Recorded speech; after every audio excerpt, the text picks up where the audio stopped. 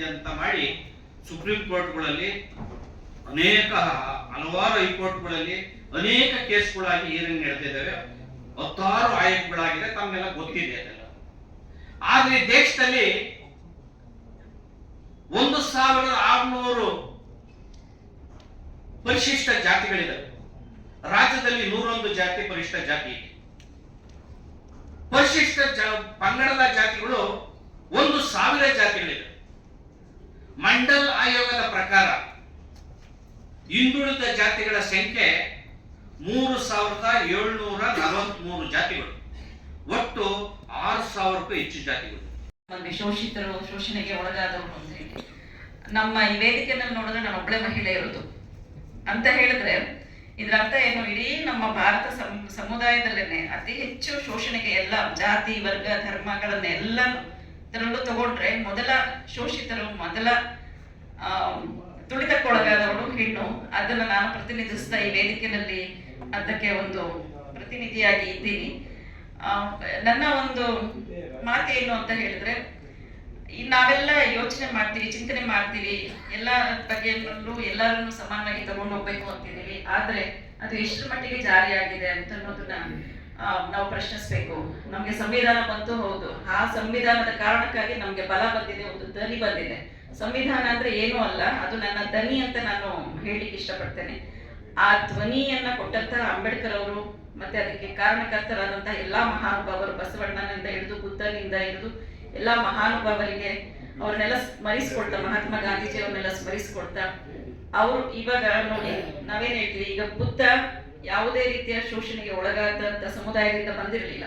ಮಹಾರಾಜನ ಮಗ ಆಗಿದ್ರು, ಆತ ಒಂದು ಸಾಮ್ರಾಜ್ಯವನ್ನ ಮುನ್ನಡೆಸುವಂತ ಚಕ್ರವರ್ತಿ ಆಗಬಹುದಾಗಿತ್ತು. ಆದ್ರೆ ಅವರು ಅನುಭವಿಸಿದ್ರು, ಸಮಾಜದಲ್ಲಿ ಏನು ಶೋಷಣೆ ಆಗ್ತಾ ಇದೆ, ಕಷ್ಟದ ಏನಿದೆ ಅನ್ನೋದನ್ನ ಅವರು ಸ್ವತಃ ಅನುಭವಿಸ್ಕೊಂಡ್ರು. ಅಂದ್ರೆ ಅದನ್ನ ಚಿಂತನೆ ಮಾಡಿದ್ರು, ಅವ್ರಿಗೆ ಗೊತ್ತಾಯ್ತು ಏನು ಅಂತ ಹೇಳಿ. ಬಸವಣ್ಣನವರು ಕೂಡ ಅದೇ ಹಾದಿನಲ್ಲಿ ಯೋಚನೆ ಮಾಡಿ ಬಂದಂತವ್ರು.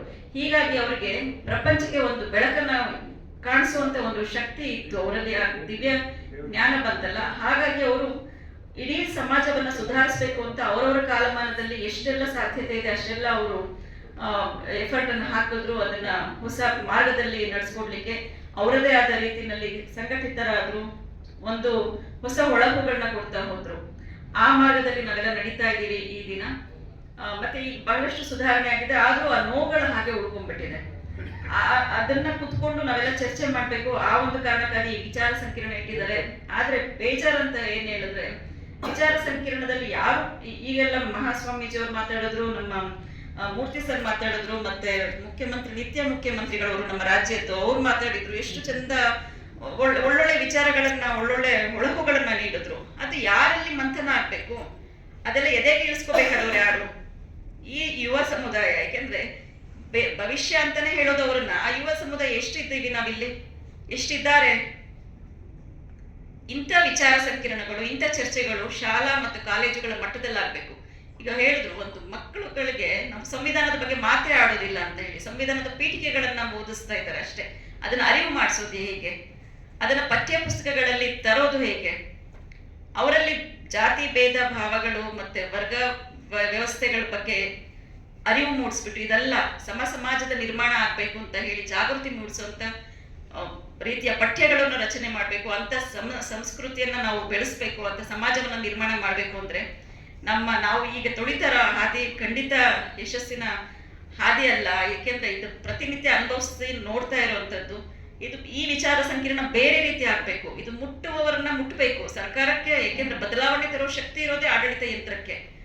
ಆ ಆಡಳಿತ ಯಂತ್ರಕ್ಕೆ ಅದು ಮುಟ್ಬೇಕಾಗಿರುತ್ತೆ. ಮತ್ತೆ ಅದನ್ನ ನೆಕ್ಸ್ಟ್ ಚಿಂತನೆ ಮಾಡಿ ಮುಂದುವರಿಸ್ಕೊಂಡು ಹೋಗ್ಬೇಕಾಗಿರೋದು ಯುವ ಪೀಳಿಗೆಗಳು.